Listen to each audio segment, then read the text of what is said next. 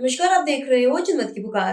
संजय सिंह का बड़ा आरोप, बीजेपी के इशारों पर 65 लाख वोट काटे गए, ईवीएम की जगह बैलेट पेपर से हो चुनाव। आम आदमी पार्टी के नेता और राज्यसभा सांसद संजय सिंह ने भारतीय जनता पार्टी पर गंभीर आरोप लगाए हैं। उन्होंने कहा कि बिहार में एसआईआर प्रक्रिया के तहत बीजेपी के इशारों पर 65 लाख वोट काट दिए गए।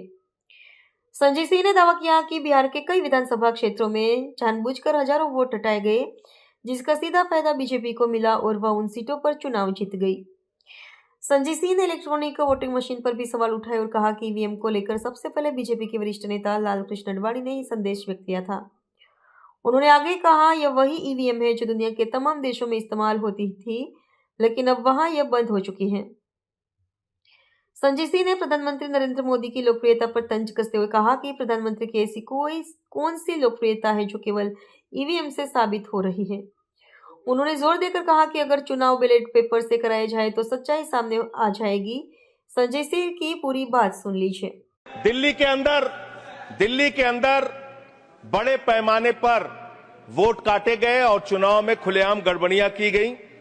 अब बात करते हैं बिहार में। सर, बिहार में आपने अचानक कहा पूरे राज्य का एसआईआर होगा।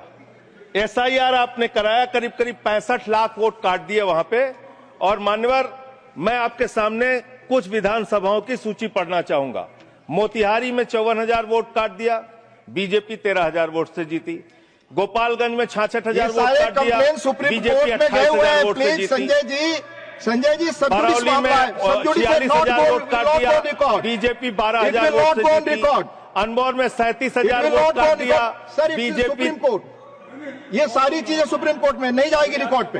प्लीज सर, ये गड़बड़ी पे बात हो रही है। प्लीज, गड़बड़ी क्यों? समय चला जा रहा है, सुप्रीम कोर्ट के पास है। सर, मेरा टाइम जा रहा है। सर, विषय पर बोलिए। सर, विषय पर बोल रहा हूँ सर। नहीं, विषय पर नहीं सर, बोल ये रहे। विषय ऐसे तो फिर बात नहीं हो पाएगी। नो, ठीक है सर, ऐसे बात नहीं हो पाएगी। आप हमारा टाइम खराब कर रहे हैं। विषय पर बोलिए। नहीं, मेरा सारा समय चला जा रहा है सर। आप विषय पर बोलिए। ईवीएम का इस्तेमाल देश के अंदर शुरू हुआ, प्लीज।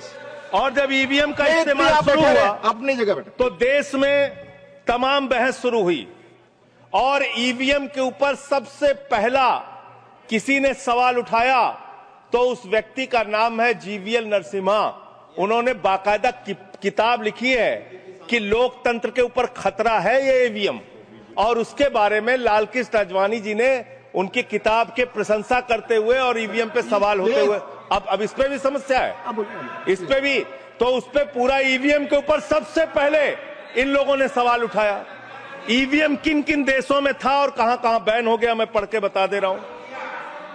जिन जिन देशों में बैन हो गया, जर्मनी में, नीदरलैंड में, आयरलैंड में, यूके में, फ्रांस में, पुर्तगाल में, इटली में, ऑस्ट्रेलिया में, नॉर्वे में, कनाडा में, बेल्जियम में, साउथ कोरिया में, इन तमाम देशों में ईवीएम था। ईवीएम बंद हो गया। लेकिन मुझे एक मन में शंका होती है जो आपके माध्यम से उधर बैठे हुए लोगों से पूछना चाहता हूं। प्रधानमंत्री जी का आप बहुत गुणगान करते हैं। आप कहते हैं प्रधानमंत्री जी बहुत लोकप्रिय हैं, प्रधानमंत्री जी की लोकप्रियता चमक रही है, वो महामानव हैं, विश्व गुरु हैं। तो ये कौन सी लोकप्रियता है प्रधानमंत्री जी की कि भाई प्रधानमंत्री जी की कौन सी लोकप्रियता है कि ईवीएम से चुनाव कराएंगे तो लोकप्रियता कायम रहेगी, बैलेट से चुनाव कराएंगे तो लोकप्रियता खत्म हो जाएगी? अरे भैया, दोनों में अगर लोकप्रियता कायम है तो बैलेट से चुनाव करा लो, उसमें भी पता चल जाएगा कितने लोकप्रिय है प्रधानमंत्री जी, कितनी लोकप्रिय है भारतीय जनता पार्टी, कितने लोकप्रिय हैं आप लोग, ये आपको पता चल जाएगा। अगर आपने हमारा अभी तक चैनल सब्सक्राइब नहीं किया है तो कृपया चैनल सब्सक्राइब कर लें, लाइक करें, शेयर करें, कमेंट करें। तो मिलते हैं फिर किसी और खबरों के साथ। नमस्कार।